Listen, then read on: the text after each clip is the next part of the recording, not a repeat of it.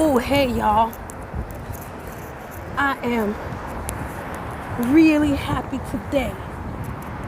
All right? I was on my way home, and as y'all know, I walk really, really fast. Right? I got some food. All right? And I'm going to tell y'all what I got. I got some black rice with some black eyed peas with scallion and celery and all kind of good stuff cooked in coconut oil or coconut sauce and some vegan ginger chicken. Okay? And I got a salmon patty. The name of the store is called Veggies. You ain't gonna find it where you live. You only gonna find it in certain parts of New York. Okay? And I had some cucumber water. So yeah, I was walking, and as I was walking, I pulled out my phone and I was about to hit record because, you know, I was going to get on the shit. And I heard somebody say my name. And it sounded so faint. And I was right at the corner. Y'all see my bag? I was right at the corner of where there was a major construction and they was making noise. So it was so eerie to me how I was able to hear this voice, this little voice. And I thought I was dreaming. And I stopped and I looked around because usually I don't pay attention, you know. But it was a woman. And I was like, yo, who this? Who this? Who this? And I looked up and it was my mommy. My mommy doesn't go out very often, and when she does, I never see her in the street because I like to walk and my mom likes to take the bus. She's opposite of me. I like to move, she don't. Okay? So when I saw this little woman with my teeth and my face looking at me, I ran over to her and I gave her the biggest hug. Right? And as I did that, another lady stopped and she said, well, I know you happy to see your mommy, huh? And I was so happy to see my mommy out in the street. And I was like, where you going? And she's like, I'm going to the store. And I was like, okay, I'll come with you. And she was like, no, because I walk fast. I promised her that I was going to walk slow with her, right? So, I mean, the store wasn't far. It was across the street, so I wasn't walking that far. I was like, I'll walk you to the store. I almost wanted to hold her hand like I was 10. And, of course, she would have chuckled and be like, what are you doing, girl? You're a real strumpety bell. Right? Right. So we went in the store, and we looked at different things. And then she was like, go home. Go home and, you know, take your nap and everything. I said, okay. She said, because, you know, I'm moving slow. I'm going to catch the bus. And I know you're going to speed walk all over the place. And I said, yeah. So she said, you pull out your phone. You was about to get on the phone? I said, yeah, I was about to do a video. You know, these elderly people ain't about this YouTube or Instagram or social media life. After a certain age, they're not about that life. So of course she shook her head. But she said to me, what are you going to talk about? And for 2 seconds, I couldn't even remember what I was going to talk about. So then I said to her, I wanted to talk about black people and how they deal with mental illness. So she goes, well, that is a very difficult thing to talk about. And I said, why? She said, because black people don't talk about mental illness at all. And I was like, you know what, Mommy, you're right. In real life, black people don't really deal with mental illness. And I had to look some things up. Now, we all know what a narcissist is. We know how that works. You've heard the term sociopath and you've heard the term megalomaniac. Did you know that a sociopath and a psychopath are exactly the same thing? And my question was, is narcissism, being a sociopath or being a megalomaniac, a mental issue, or is it a social issue? All three of them are mental issues. Now, here's what I need for people to understand. We all have traits of narcissism, sociopathy, or megalomaniac. All of us do. That old positive thinking thing, you are at the beginnings of becoming a megalomaniac. Because a megalomaniac is excessive with their feelings about themselves. That's where the delusion comes in. They would over-exaggerate how good they are. They think they're the best, and they would really, really over-exaggerate on that. Okay, to the point of delusion. So, positive reinforcement, that's the beginning stages of being a megalomaniac. Being a sociopath, you don't have a lot of emotion for people. You don't care about their feelings. And you will do anything, lying, cheating, and stealing to get your way. You would use humor as a manipulative tool, right? Or anything like that. And then we all know what a narcissist is. They want all the attention in the world. Everything is about them. So what I realize is you can be a narcissist and a sociopath. You can be a megalomaniac and a sociopath. You could be all three.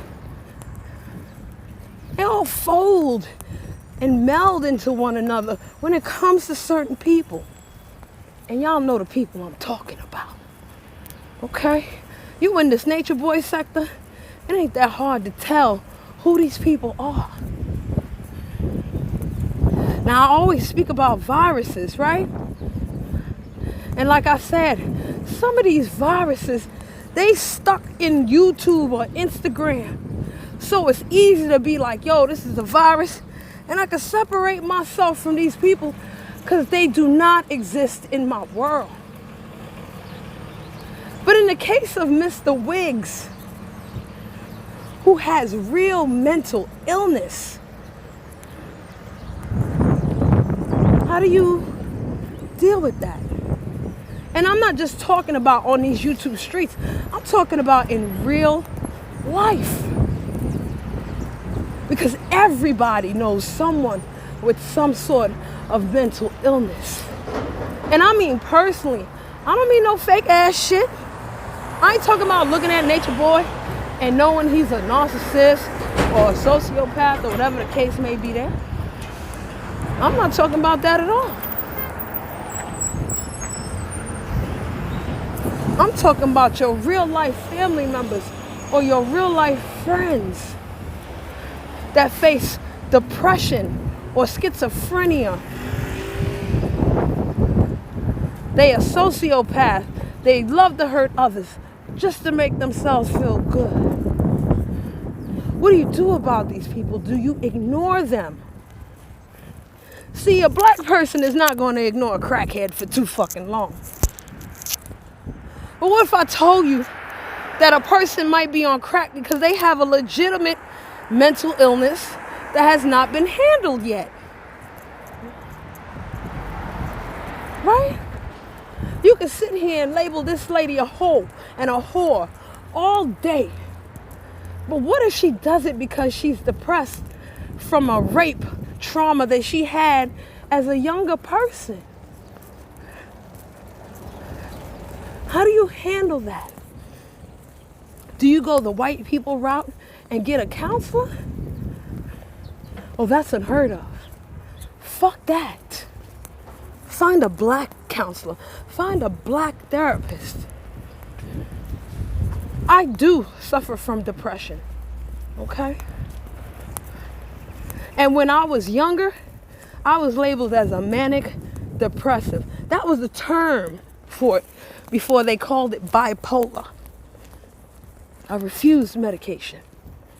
Refused it. That's not to say I don't get depressed anymore. I found out ways to combat it. I realize I go in and out, right? I shut down, I break down. Unfortunately for me, I cannot afford a therapist or a counselor. Believe me, if I did, I'd be there. So what I do, I journal. This is like a journaling for me.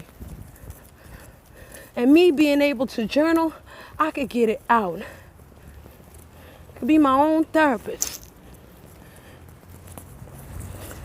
So when you see someone who has mental illness, do you ignore them?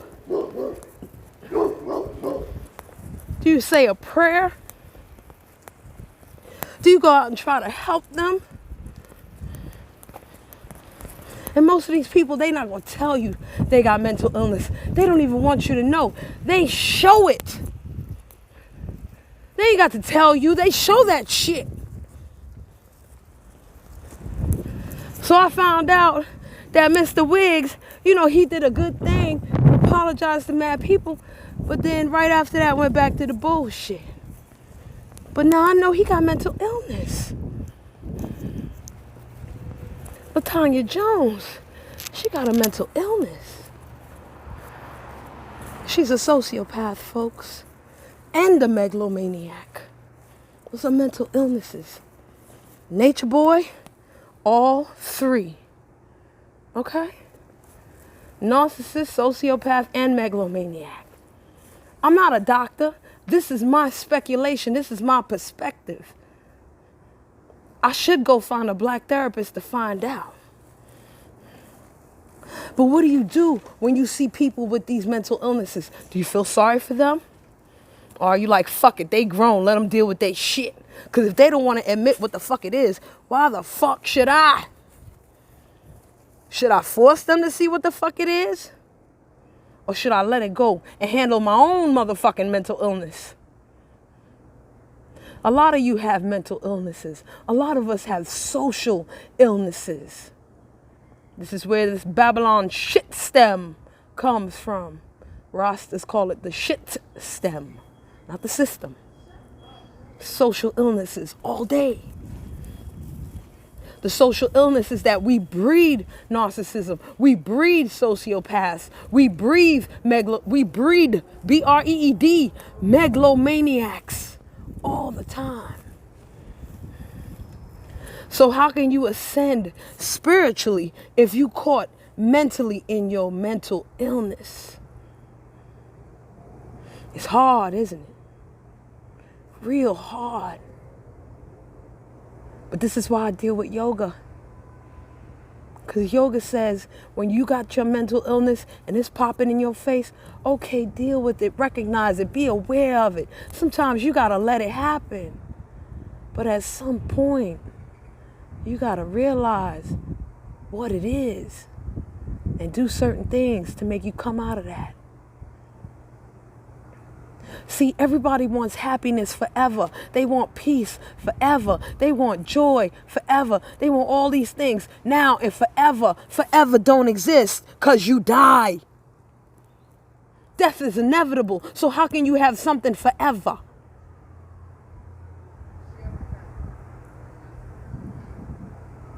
Peace comes and goes. Happiness comes and goes. And the other stuff comes and goes too. That's balance. These mental illnesses, in my eyes, are based on perfection. And if I remember, I'm not a perfect person. I can be aware, more aware of when I'm manic. I can be more aware of when I'm depressed. I can be more aware of when I have an anxiety attack. I could be more aware of what I'm doing and how I'm doing it, and if it's beneficial for me or even beneficial for those that I love. Sometimes I need to be a narcissist. I need attention. Ain't nothing wrong with me saying it. Sometimes when I gotta get somebody, I gotta be a sociopath and have no fucking emotion.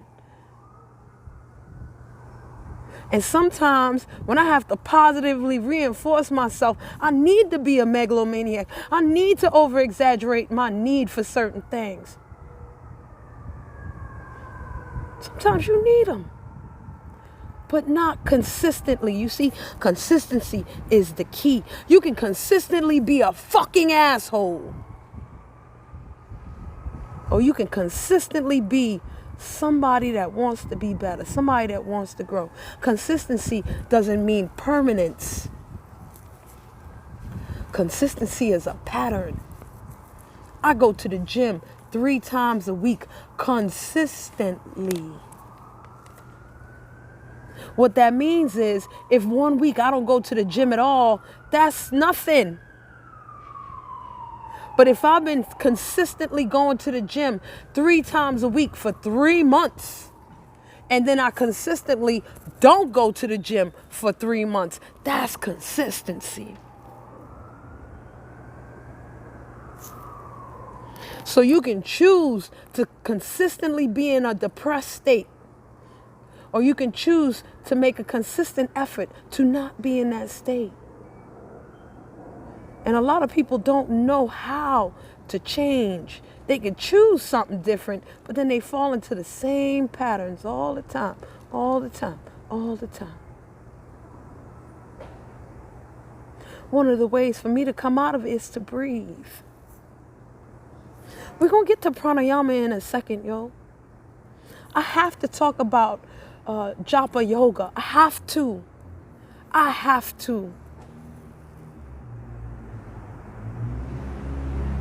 But not now. Right now, I have to talk about mental illness and social illness and how to be aware. Can you have discriminative discernment if you are going through a mental illness? Yes, you can. Because even 5% of discriminative discernment once every 6 months is better than nothing at all. You see what balance looks like? When I do yoga poses, I see people get mad as hell because they can't hold the pose for as long as the person next to them. Who gives a fuck? If you can hold the pose for 0.5 seconds, that's 0.5 seconds longer than you did yesterday or last week. That's progress. Stop jumping so far where you can't even crawl, you can't even roll.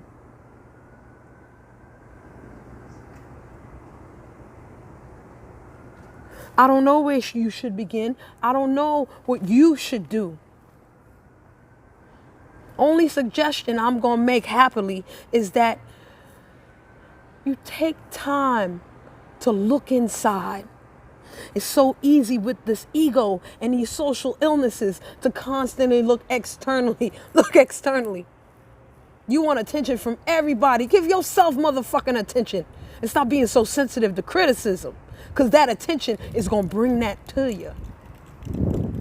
You want love, you want this, you want to control the narrative so bad. You do not have to lie, cheat, or steal to do it. You don't have to manipulate other people to do it. Because you got to learn to control your own damn narrative. That might sound harsh, but what you think a therapist going to make you do? They make you look inside at you first. They just have a nicer way of doing it.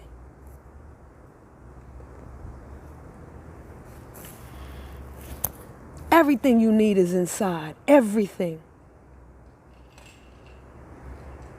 You just gotta find it.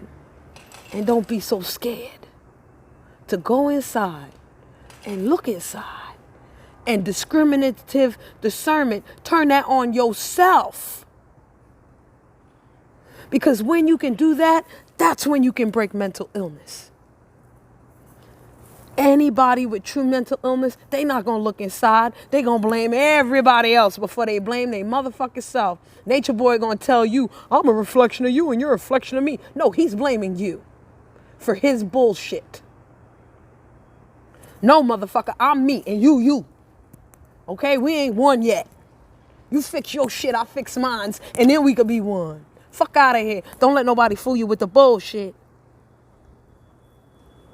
Nobody, buddy. Nobody.